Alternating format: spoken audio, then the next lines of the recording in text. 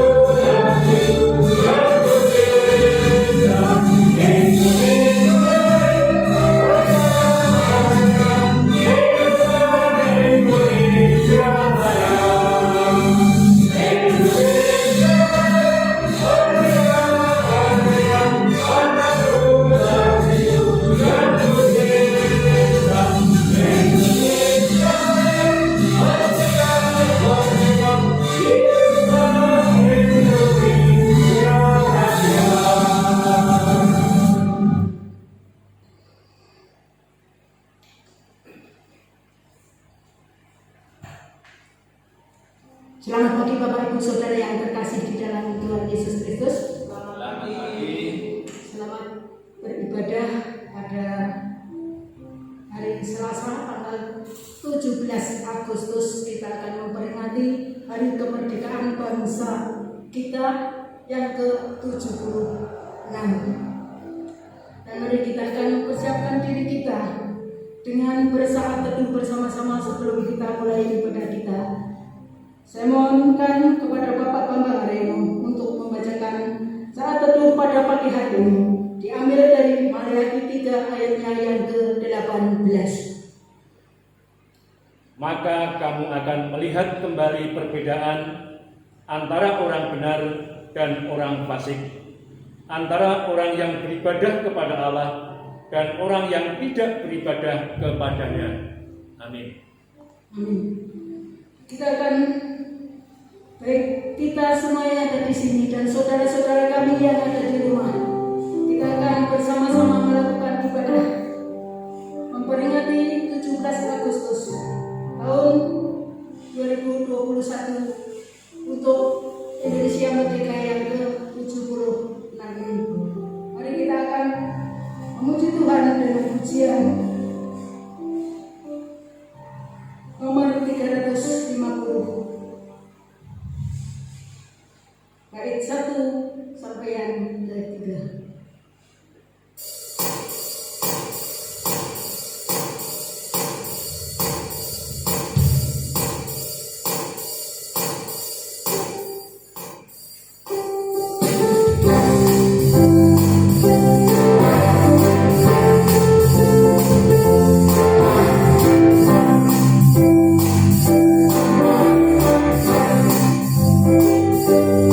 Bangsa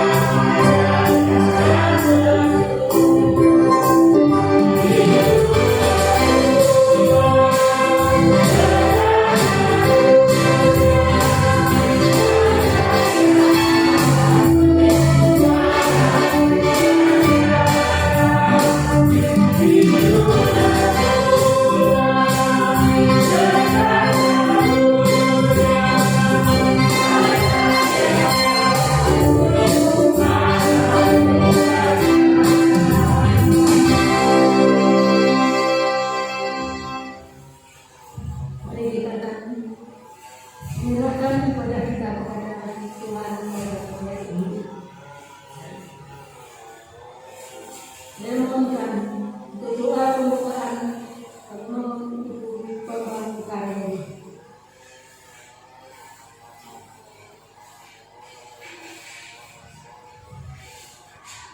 Bapa di dalam surga, di dalam nama Tuhan Yesus Kristus, Allah yang hidup, Allah yang senantiasa memberikan ketenangan, kenyamanan, kedamaian, berkat yang luar biasa di dalam kehidupan kami.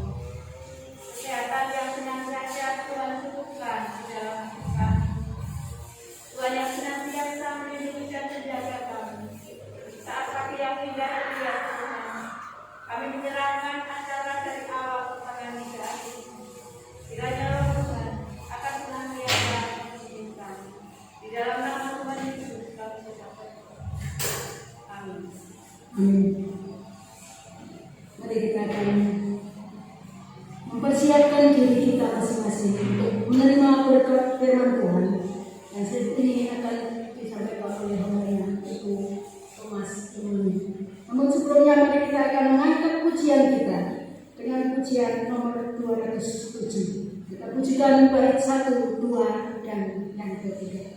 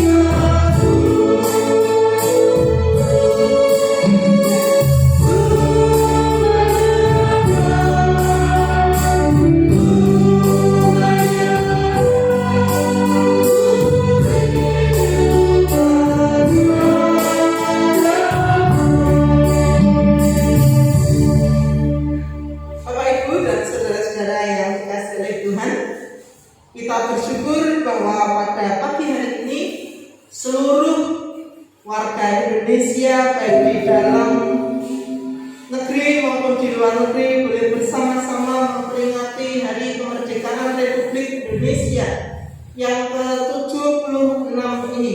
Mari kita akan bersama-sama meneriakkan pekik kemerdekaan dengan mengatakan merdeka, merdeka, merdeka 3 kali.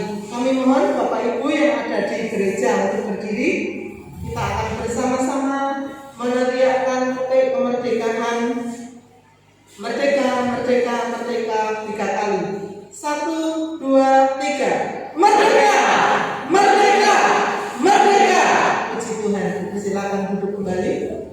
Kami mengucap syukur kepada Tuhan jikalau pada pagi hari ini kami diberi kesempatan oleh Tuhan untuk bersama-sama memperingati bahwa Engkau telah memberi kemerdekaan pada Indonesia ini untuk yang ke-76 tahun.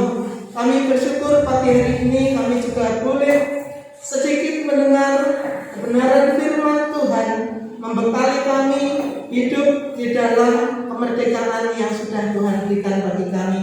Bersabdalah kepada kami semua Tuhan, biarlah firman-Mu menopang kehidupan kami, menuntun langkah kami, sehingga kami boleh menempatkan diri menjadi warga negara yang baik, mengisi kemerdekaan dengan rancangan Tuhan. Dalam nama Tuhan Yesus Kristus, kami siap menerima firman-Mu. Amin. Bapak, Ibu, dan saudara-saudara yang dikasihi oleh Tuhan, ya, kita tahu bahwa Indonesia merdeka ini bukan suatu hadiah, ya. Namun Indonesia merdeka dengan perjuangan yang cukup berat oleh para pahlawan kita, ya. Perjuangan yang mengorbankan banyak hal, bahkan nyawa berguguran, harta benda, waktu, semua dipersembahkan untuk dapat meraih kemerdekaan. Itu yang sudah dilakukan oleh para pejuang negara kita. Saat ini kita sudah hidup di bangsa yang sudah merdeka. Bukan berarti kita bebas, bukan berarti kemudian kita berleha-leha. Namun kita perlu, kalau kipas angin dimatikan, namun kita perlu untuk mengisi kemerdekaan ini dengan hal-hal yang baik.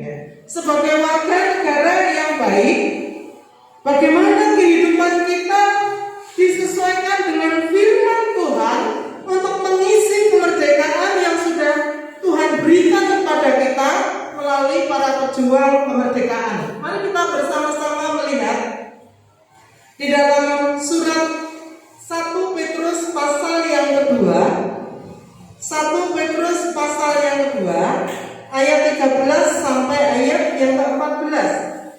1 Petrus pasal 2 yang menjadi ayat tema kita pada bulan Agustus ini. 1 Petrus pasal 2 ayat 13 sampai ayat yang ke-14. Saya akan membaca untuk Bapak Ibu dan saudara-saudara semua. Tunduklah karena Allah kepada semua lembaga manusia, baik kepada raja sebagai pemegang kekuasaan yang tertinggi, maupun kepada wali-wali yang diutusnya untuk menghukum orang-orang yang berbuat jahat dan menghormati orang-orang yang berbuat baik. Bapak, Ibu, dan saudara-saudara yang dikasihi oleh Tuhan, kalau minggu-minggu yang lalu kita belajar bagaimana sebagai umat yang sudah dimerdekakan dari ancaman maut, dosa yang harus kita tanggung. Dan pada hari ini kita belajar bagaimana kita sebagai warga negara yang baik, yang harus menempatkan diri dengan benar di tengah-tengah negara yang sudah merdeka. Saya, Bapak, Ibu, dan saudara-saudara dimanapun kita berada, kita adalah warga negara. Bagaimana sikap kita di negara yang sudah merdeka ini? Firman Tuhan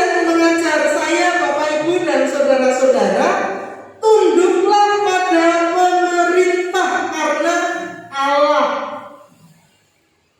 Kita diajar untuk tunduk, bukan tanduk. Ya, ada tanduk, tetapi ini tunduk, menaklukkan diri, menempatkan diri di bawah pimpinan para pemimpin negeri ini.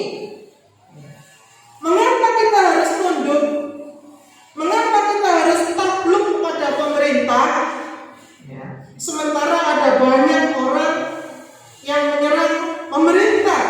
Sementara ada banyak orang yang tidak puas dengan kinerja pemerintah.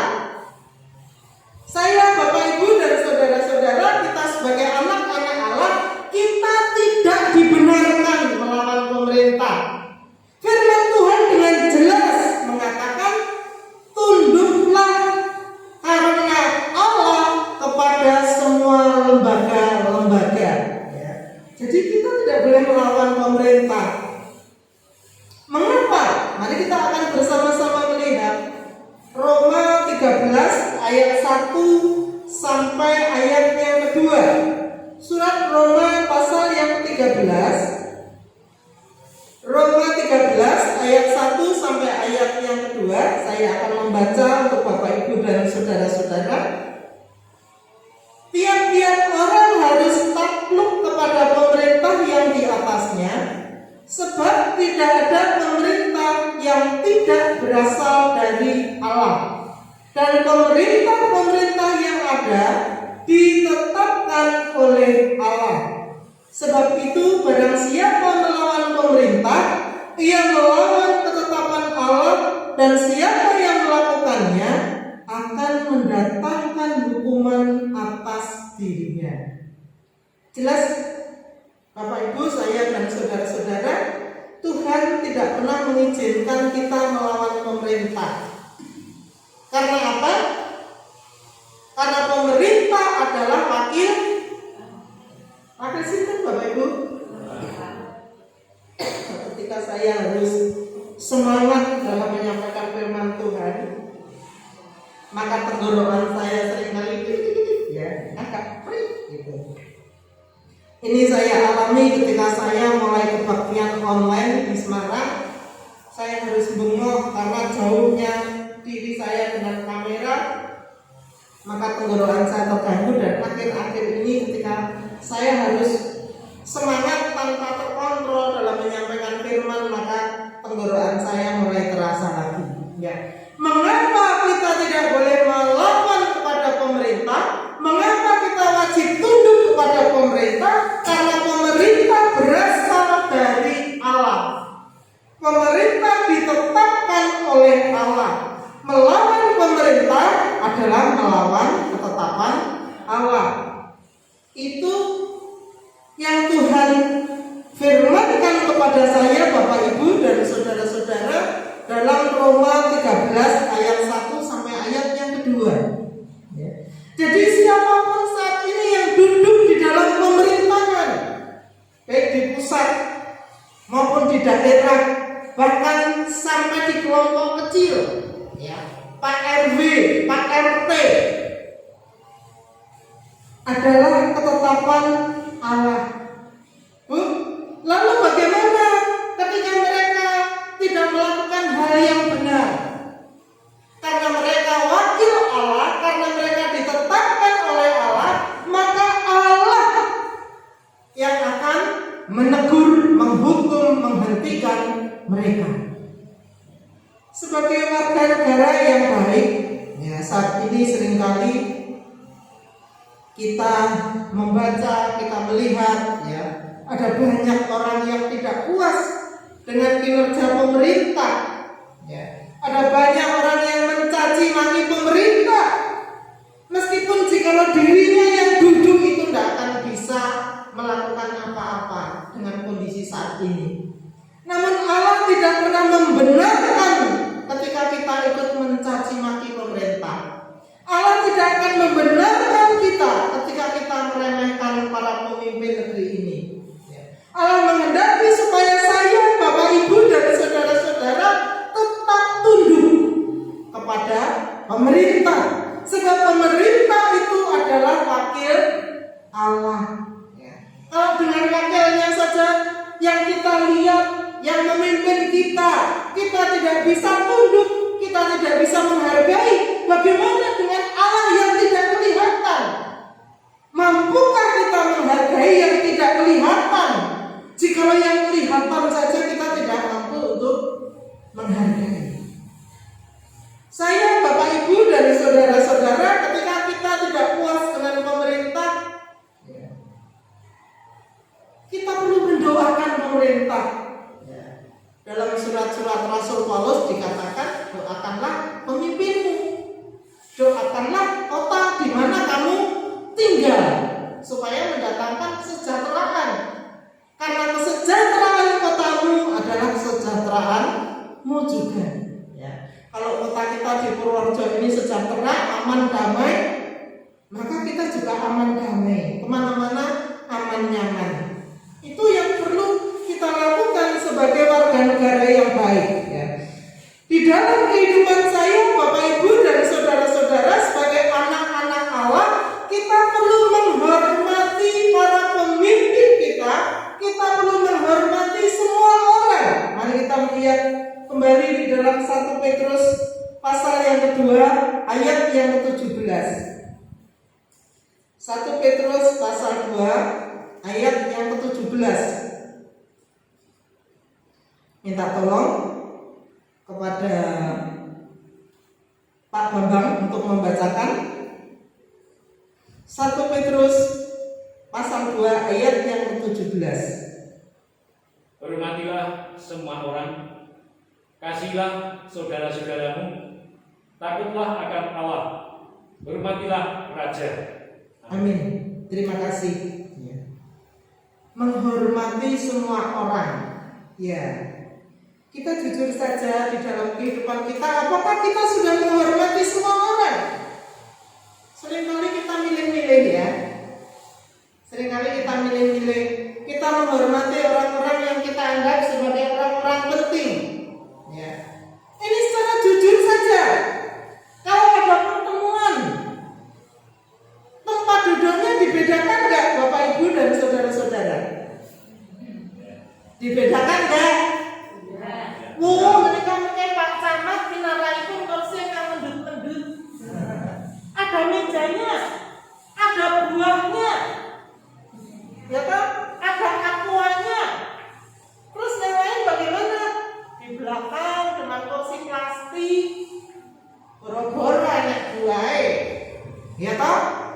Kan begitu. Seringkali manusia membedakan kedudukan.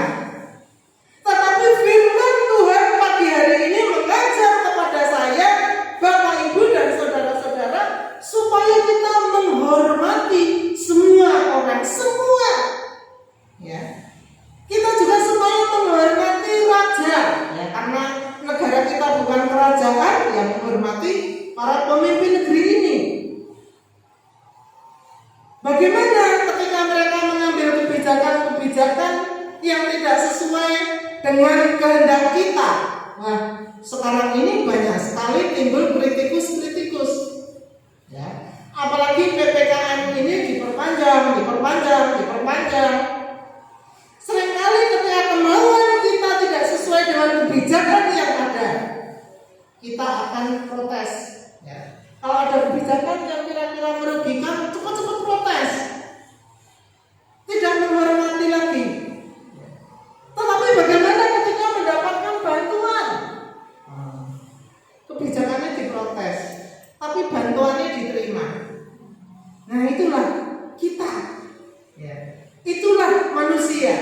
Ya. Kebijakannya tidak disukai, tapi bantuan tiap bulan.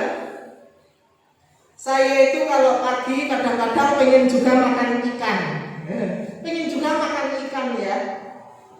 Berhari-hari menunggu bakal belanja itu membawa ikan, itu tidak pernah membawa ikan. Saya tanya, Bu, pengen nopo toh? Kok jenengan boten betok ikan, apalagi tadi pagi. Lah pripun, Mbak? Sakniki niku sedaya pun nampi ikan. Loh kan ikannya semulan pisang, nah tapi terus pada nggak beli. Nah, artinya apa? Artinya pemerintah juga memperhatikan rakyatnya. Lihatlah kebaikannya. Jangan hanya melihat kekurangan orang lain. Ketika kita melihat kekurangan orang lain, kita tidak bisa menghormati orang lain. Tapi ketika kita melihat kebaikan orang lain, kita dengan mudah menghormati orang lain. Ya. Ketika kita melihat kebaikan-kebaikan yang ada, puji Tuhan, kita akan selalu ngalam, memuji. Wah dia baik, wah dia sabar, wah dia rendah hati. Tetapi ketika kita melihat kekurangannya, ya, sebaik apapun tetap saja kita sulit untuk menghormati. Demikian juga dengan semua orang. Dan tidak ada orang yang sempurna. Ya. Kadang-kadang saya ikut kisruh juga ketika ada orang-orang yang terus menyudutkan pemerintah. Ya. Disuruh di rumah semua keluar. Barang pandemi ini membara, semua menyalahkan pemerintah. Nah ini tidak benar. Ya. Saya bicara apa adanya, ini tidak benar ini. Ya.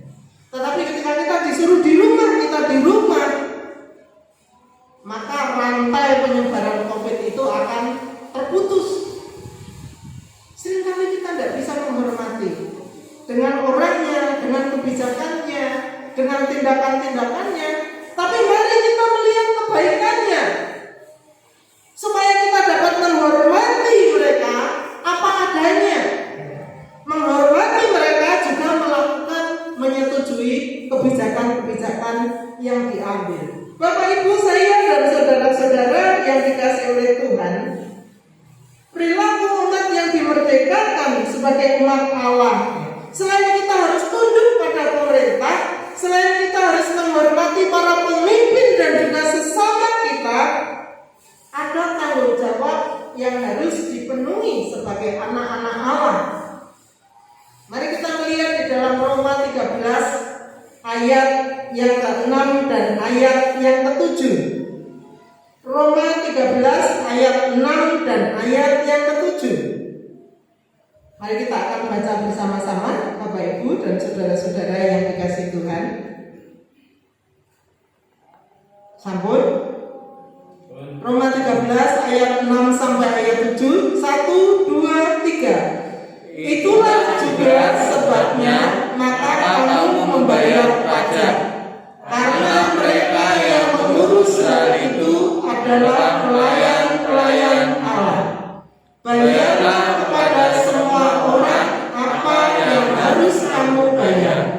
Pajak kepada orang yang berhak menerima pajak, cukai kepada orang yang berhak menerima cukai, rasa takut kepada orang yang berhak menerima rasa takut, dan hormat kepada orang yang berhak menerima hormat.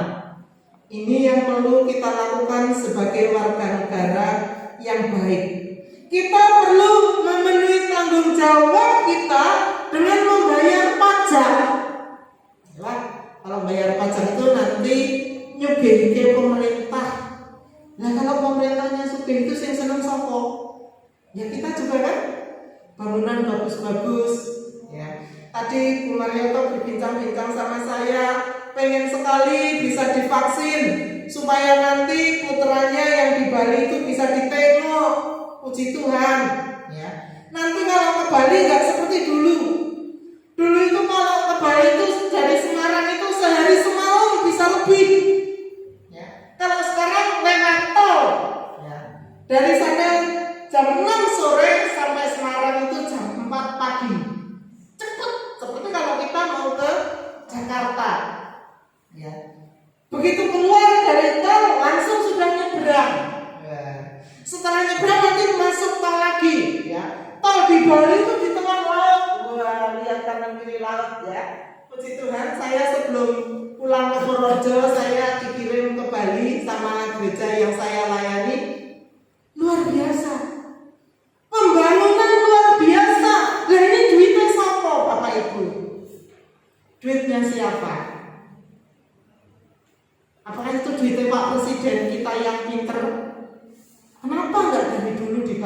seperti itu. Bukan duitnya Pak Presiden, ya. Tapi itu uang rakyat yang dipakai untuk membangun infrastruktur di mana-mana. Sehingga kalau kita bepergian cepat sekali, ya. Semarang Solo 1 jam. Padahal dulu Semarang Solo itu 3 jam. Bisa 4 jam, banyak lampu merahnya, namanya orang Semarang. Saya juga sudah sekian puluh tahun tinggal di Semarang. Sekarang ini 1 jam, bahkan kurang, ya. Gimana waktu wis mulai dibuka, wis tekan. Karena apa? Lewat jalan tol. Itu duit siapa? Itu duit rakyat yang dipakai untuk membangun itu. Bagaimana cara mengumpulkannya? Melalui pajak. Ketika saya masih kecil, dulu TV saja dipajaki, ya? Gitu? TV dipajaki, apalagi sepeda dipajaki. Nah, sekarang ini orang naik sepedanya bagus-bagusan. Saya nggak tahu apakah ada pajak atau tidak. Untung saya nggak punya sepeda. Ketika saya punya sepeda dari Semarang sudah tidak bisa dinaiki karena yang naik sekarang sudah terlalu kecil. Sepedanya dulu BMX yang masih untuk anak tangguh, ya sampai sini nggak tahu sekarang kemana karena sudah dipinjam saudara dan itu rusak. Ya, walaupun dipinjam tapi juga nggak bisa dinaiki. Saya nggak tahu sekarang ini masih ada apa enggak. Tapi apa yang ada dalam tanggungan kita? Pajak tanah, gimana? Pajak gaji, ada. NPWP.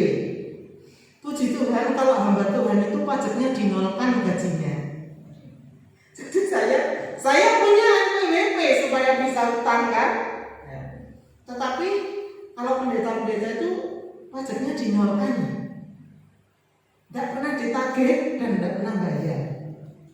Apa yang menjadi tanggung jawab saya, Bapak Ibu dan saudara-saudara? Mari kita genapi, ya. Mari kita lakukan. Jangan hanya kita meminta perhatian dari pemerintah, tapi sebagai warga negara kita tidak memberikan yang terbaik untuk bangsa ini. Tapi mari kita menjaga keseimbangan, memberi yang terbaik untuk pemerintah, juga kita akan mendapat yang terbaik dari pemerintah, sebab pemerintah itu adalah wakil Allah. Bapak Ibu saya dan saudara-saudara yang terakhir, bagaimana kita hidup di Indonesia yang sudah merdeka 76 tahun ini? Yang terakhir, mari kita akan bersama-sama melihat di dalam Galatia 5 ayat yang ke-13. Galatia pasal 5 ayat yang ke-13. Galatia pasal 5 ayat yang ke-13, saya akan membaca untuk Bapak Ibu dan saudara-saudara semua. Saudara-saudara, memang kamu telah dipanggil untuk merdeka. Tetapi janganlah kamu mempergunakan kemerdekaan itu sebagai kesempatan untuk kehidupan dalam dosa, melainkan layanilah seorang akan yang lain oleh kasih. Ya. Memang kita sudah dipanggil untuk merdeka, tapi jangan menggunakan kemerdekaan itu untuk melakukan tindakan-tindakan dosa. Tetapi Allah memberi nasihat kepada saya, Bapak Ibu dan saudara-saudara, layanilah seorang akan yang lain oleh kasih. Melayani sesama kita dengan kasih. Kalau kita melayani sesama kita, kita juga melayani Tuhan. Ya, bukankah di Matius 25 ayat yang ke-40? Apapun yang kau perbuat untuk salah satu saudara yang paling hina ini, engkau melakukannya untuk aku. Ya. Jadi ketika kita melayani sesama kita, sesungguhnya kita sedang melayani Allah. Ya. Jadi melayani Allah itu bukan hanya di mimbar ini. Pelayanan itu tidak terkotak-kotakan. Ya. Dimanapun kita berada, kita harus siap melayani sesama kita. Kita harus siap melayani Allah. Dan pelayanan itu dilakukan karena apa? Karena kasih. Firman Tuhan mengajar kepada kita. Dengan pelayanan, melainkan layanilah seorang akan yang lain oleh kasih. Jadi ketika kita melayani sesama kita, bukan karena imbalan, bukan karena apa yang akan kita terima, ya. Aku mau melayani supaya aku dipuji, bukan. Aku mau melayani supaya aku nanti dapat gaji, bukan. Ya. Aku mau melayani supaya aku terkenal, bukan. Tapi ketika kita mengambil keputusan untuk melayani, itu karena kasih. Saya selalu mendidik pada anak saya untuk siap melayani dimanapun dan dalam kondisi apapun. Dan jangan pernah melihat apa yang akan diperoleh. Pelayanan itu tidak bisa dihitung dengan uang. Nanti ketika kita menargetkan pelayanan itu dengan uang, kalau yang kita rindukan itu tidak keluar, apa yang terjadi? Kesel-kesel, orang yang tahu apa-apa. Akhirnya kita tidak mendapat berkat dari Tuhan, malah mendapatkan kutuk. Jadi ketika kita melayani, lakukanlah dengan kasih. Ketika bapak-bapak di rumah, saya yakin sangat mengasihi istri. Ya, di sini yang ada bapak ibunya cuma Pak Bambang dan Bu Bambang. Pak Bambang ketika melayani Bu Bambang harus dibayar enggak? Enggak ya? Bu Bambang ketika melayani Pak Bambang harus dibayar enggak? Karena apa? Karena kasih, ya. Kewajiban itu kita lakukan, kesadaran kewajiban itu karena ada kasih, ya. Ibu Bambang masak, ben Pak Bambang dan putra-putranya nanti makan dengan makan yang sehat. Itu karena kasih, ya. Jangan sampai ada seorang ibu yang mengatakan, Bu Thomas, kalau di sini saya itu Bu Umami. Tapi dulu orang ini mengatakan kepada saya, Bu Thomas, saya itu sebulan itu dibayar sama suami saya itu 300.000. Nah terus saya tanya, 300.000 untuk apa, Bu? Ya sebulan itu saya dibayar 300.000 untuk menyediakan makan dan lain sebagainya. Berarti Bu ini pembantu ya? Tak gitu kan? Nah Bu Thomas saya ngomong kan apa anaknya? Berarti jenengan ini menganggap diri sendiri pembantu, ya. Jangan menganggap diri sendiri sebagai pembantu.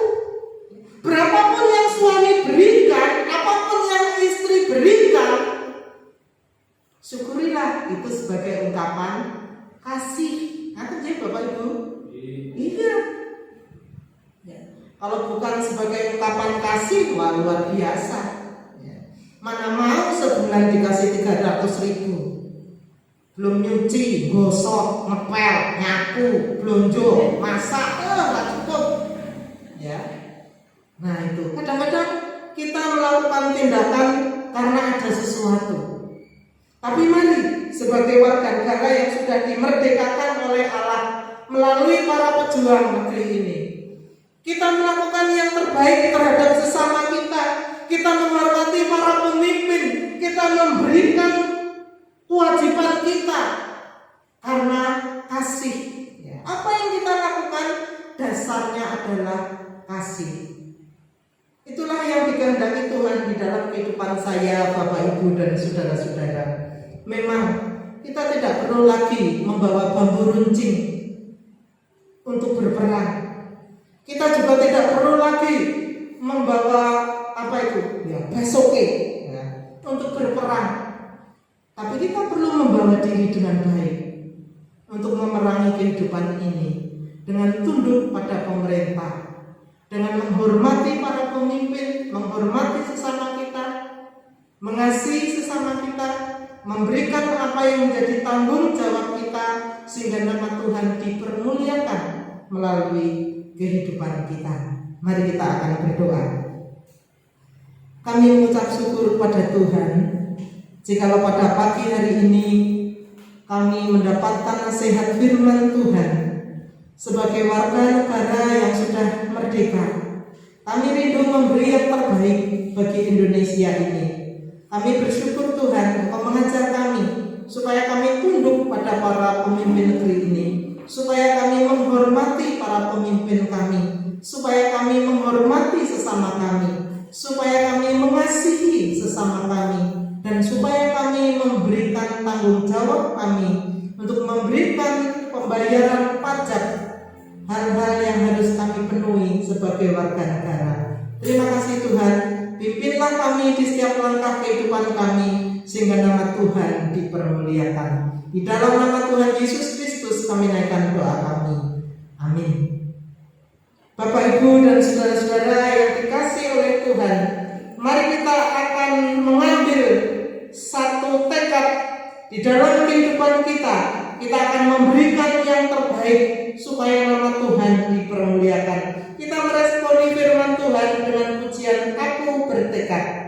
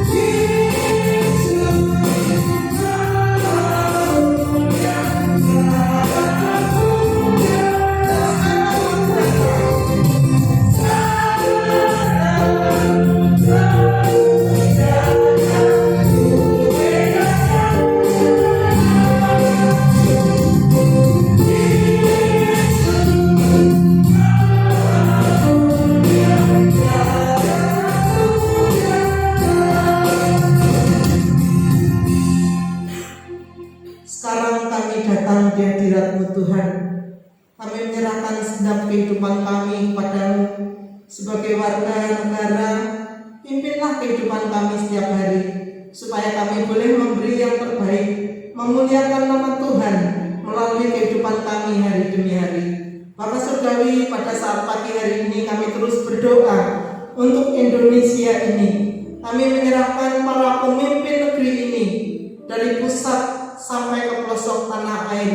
Kiranya Tuhan Engkau tambahkan hikmat, kebijaksanaan, kemampuan dalam melakukan tugas-tugas yang Tuhan percayakan.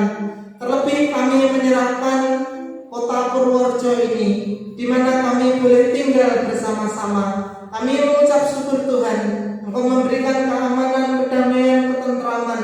Kiranya seluruh warga masyarakat dapat hidup berdampingan, tiada satu gangguan-gangguan yang berarti, sehingga kehidupan kami senantiasa boleh bersyukur pada Tuhan.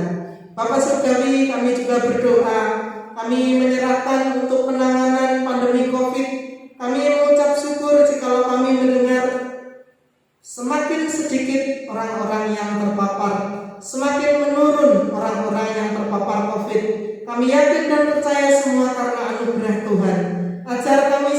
sebagai warga negara untuk mendisiplin diri dengan baik, sehingga sungguh-sungguh melalui perbuatan-perbuatan kami, melalui sikap hidup kami, maka pandemi COVID di Indonesia ini dapat berhenti.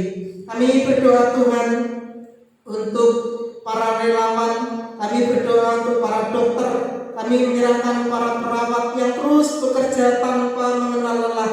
Biarlah Tuhan Kau membentengi mereka dengan kuasa darah Kristus, sehingga mereka tidak akan terpapar COVID.